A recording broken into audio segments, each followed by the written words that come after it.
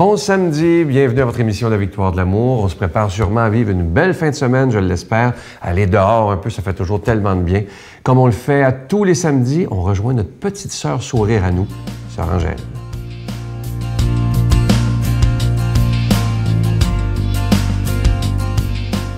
Bon matin, bonne vie et bonne espérance. Ce matin, je voulais vraiment vous parler de redonner l'espérance à quelqu'un qui n'a vraiment plus d'espérance. Et souvent, ils ont de mauvaises nouvelles. Et le médecin lui dit, ben regarde, tu as si peu de vie. Et quand on entend ça, on dirait que c'est quelque chose qui nous dépasse. Quelque chose qui nous dit, prépare-toi, je t'attends l'autre côté. Mais il faut laisser prise. Et c'est pas facile. Que ce soit pour la famille, pour les êtres chers, pour un ami, pour quelqu'un qu'on tient beaucoup à l'avoir à côté de nous et qu'un jour, il part. Mais l'espérance, elle est là. Alors, je vais vous donner quelques mots. Afin de faire fleurir l'espérance, mettez de l'amour là où il y a la discorde et la haine. Et donnez gratuitement ce que vous avez reçu gratuitement. Souvent, on reçoit et on s'est dit, souvent j'attends des gens, « Oh, sœur Angèle, j'ai vraiment tout reçu. Là, c'est mon temps de redonner. » Et ça me fait plaisir d'entendre ça. Vraiment. Parce que je me dis, la personne a pris conscience que la vie a été belle, a été bonne, et qui est capable de le reconnaître. Reconnaître ce qu'on a reçu de Jésus, cette foi qui nous anime, cette foi qui nous fait la chance, qui nous donne la chance de pardonner. Vous savez, le pardon, c'est quelque chose de grand, quelque chose on pense jamais de pouvoir atteindre. Mais quand on a l'espérance en soi de devenir meilleur, de vouloir faire du bien à l'autre, de l'aimer davantage. Même un couple, souvent, il me dit « Oh, ben moi, je lui ai dit que je l'aimais. » Non. Vous savez, renouveler et lui dire « Je t'aime plus que je t'aimais. » Ça, c'est vraiment une espérance d'amour que vous n'attendiez pas. Hein? Souvent, ça arrive comme ça. Et pour moi, c'est ça. Je mets souvent la lumière qui nous éclaire et la colombe qui nous porte cette bonne nouvelle en nous disant, quand on est rempli d'espérance, il y a toujours, moi si je n'avais pas eu l'espérance, je suis sûre que je ne m'en serais pas sortie. Mais avec l'espérance, mes chers amis, on s'en sort. Notre Père qui es aux cieux, que ton nom soit sanctifié, que ton règne vienne, que ta volonté soit faite sur la terre comme au ciel. Donne-nous aujourd'hui notre pain de ce jour. Pardonne-nous nos offenses comme nous pardonnons à ceux qui nous ont offensés. Ne nous laisse pas entrer en tentation, mais délivre-nous du mal, car c'est à toi qu'appartient le règne, la puissance et la gloire pour les siècles des siècles. Amen. Je suis tellement heureux de vous parler de ce beau cadeau du mois, une belle exclusivité de la Victoire de l'amour. Il s'agit d'un pendentif et je sais que vous allez être très heureuses, mesdames, parce que ça vient enfin avec la chaîne qui est plaquée argent. Et la petite croix qu'on appelle la croix glorieuse, elle est ornée de petits zircons. C'est délicat, c'est beau, c'est très, très féminin. Alors, une belle exclusivité de la Victoire de l'amour, vous ne trouverez pas ça en magasin nulle part. On l'a fait faire sur mesure. Alors, on l'a appelé le pendentif de la croix glorieuse. Je me permets de vous demander si c'est possible un don spécial en ce début du mois de juin, parce que les derniers mois ont été très, très, très difficiles, même inquiétants. L'été arrive et évidemment, l'été, c'est plus difficile au niveau des dons, mais moi, je continue de mettre toute ma confiance en ce Jésus qui est prince de la paix, le maître de l'impossible, mais aussi en chacun et chacune de vous qui donnerez des mains à la Providence. Je vous rappelle que c'est avec un don de 25 $ et si vous en voulez deux, c'est avec un don de 40 $ parce que ça se donne vraiment bien en cadeau. Je vous donne l'adresse. La Victoire de l'amour, casier casier postal 120, succursale Boucherville à Boucherville, le J4B 5E6, je vous la redonne, la Victoire de l'amour, casier postal 120, succursale Boucherville à Boucherville, le J4B 5E6. Également par téléphone, par carte de crédit du lundi au vendredi de 8h30 à 16h30 dans le 514-523-4433, 523-4433 ou sans frais, le 1-888-811-9291, 1-888-811-9291 et aussi sur notre site Internet, le www.lavictoiredelamour.org. Je me permets de vous dire merci de tout cœur de votre prière et merci aussi de votre soutien financier qui est vraiment essentiel. Merci.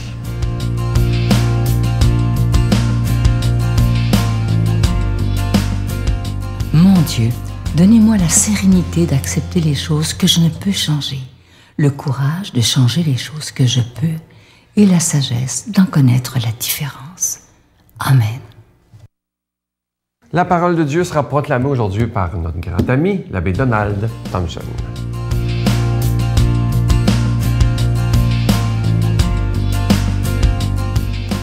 Bon matin, 13 juin aujourd'hui, ça me fait penser à ma maman, dont c'était l'anniversaire de naissance lorsqu'elle vivait, mais en même temps aussi dans l'Église, aujourd'hui, c'est la fête qu'on appelle Cœur immaculé de Marie.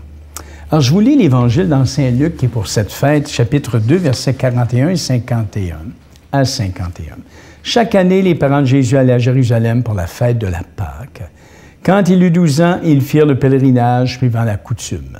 Comme il s'en retournait à la fin de la semaine, le jeune Jésus resta à Jérusalem sans que ses parents s'en aperçoivent. Pensant qu'il était avec leurs compagnons de route, ils firent une journée de chemin avant de le chercher parmi leurs parents et connaissances.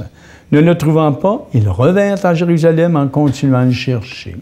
Et c'est au bout de 3 jours qu'ils le trouvèrent dans le temple, assis au milieu des docteurs de la loi. Il les écoutait et leur posait des questions, et tous ceux qui l'entendaient s'extasiaient sur son intelligence et sur ses réponses. En le voyant, ses parents furent stupéfaits et sa mère lui dit, « Mon enfant, pourquoi nous as-tu fait cela? Vois comme nous avons souffert en te cherchant, ton père et moi. » Il leur dit, « Comment se fait-il que vous m'avez cherché? Ne le saviez-vous pas? C'est chez mon père que je dois être. » Mais ils ne comprirent pas ce qu'il leur disait. Il descendit avec eux pour entrer à Nazareth et leur était soumis. Sa mère gardait dans son cœur tous ces événements. La fête d'aujourd'hui, quand on entend cet évangile-là qu'on appelle le cœur immaculé de Marie, ça me fait penser dans l'évangile que je viens de vous proclamer, vois ton père et moi, nous te cherchions avec angoisse, mais eux ne comprirent pas ce qu'il leur disait. Sa mère gardait tous ces événements dans son cœur. En la fête du cœur immaculé de Marie, l'Église nous invite à méditer un évangile qui est bien propre à mettre dans la perspective la plus profonde, la plus juste et la plus vraie, mettre en perspective la pureté que nous reconnaissons et admirons dans la Mère de Dieu. On dit « cœur immaculé de Marie ». Ça veut dire quoi, ça, cette pureté-là? La pureté de Marie ressort le plus nettement du dernier verset que nous offre la péricope de ce jour, l'extrait de l'Évangile. Sa mère gardait tout cela dans son cœur. Vous savez, la pureté d'un être réside dans sa constante référence à Dieu, dans sa totale ouverture pour accueillir dans le déroulement du quotidien le plan d'amour que Dieu prépare et qu'il révèle lentement au milieu des obscurités et des imprécisions inhérentes aux situations humaines. C'est ça la pureté, selon l'Évangile. La pureté, la limpidité d'un être se définit par la perfection de l'écoute. Et pensez à Marie, cœur immaculé de Marie. La perfection de l'écoute afin de saisir les aimantes invitations que Dieu fait à son enfant dans l'humble quotidien. Et c'est ce que Marie a fait.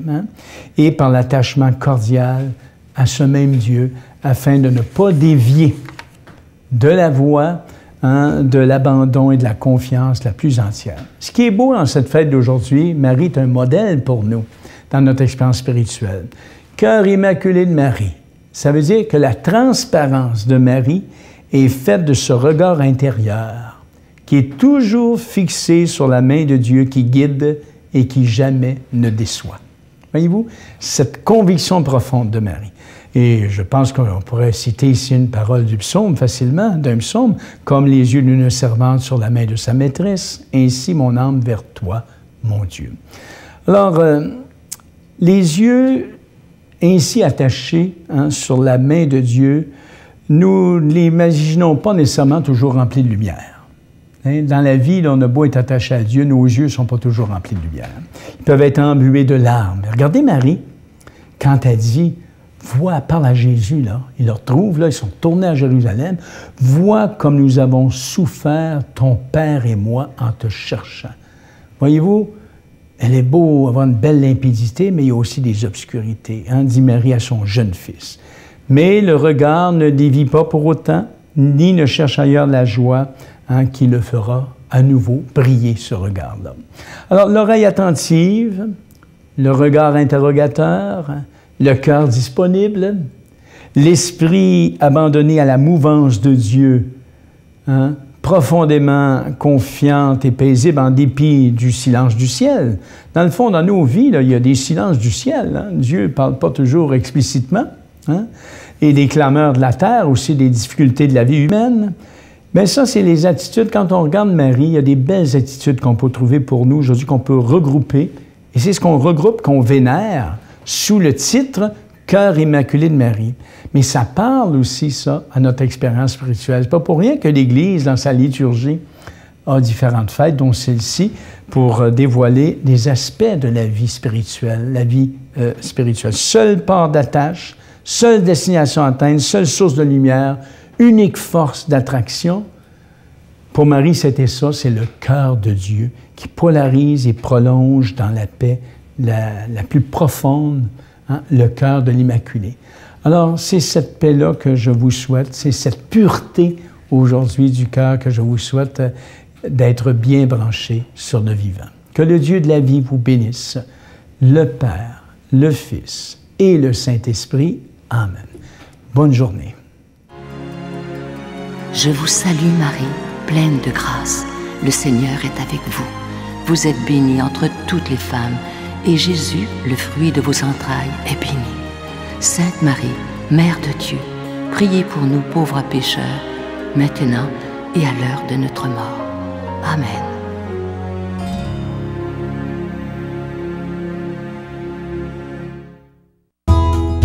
La Victoire de l'amour vous invite à sa retraite spirituelle dans le centre du Québec, les 9, 10 et 11 octobre 2015.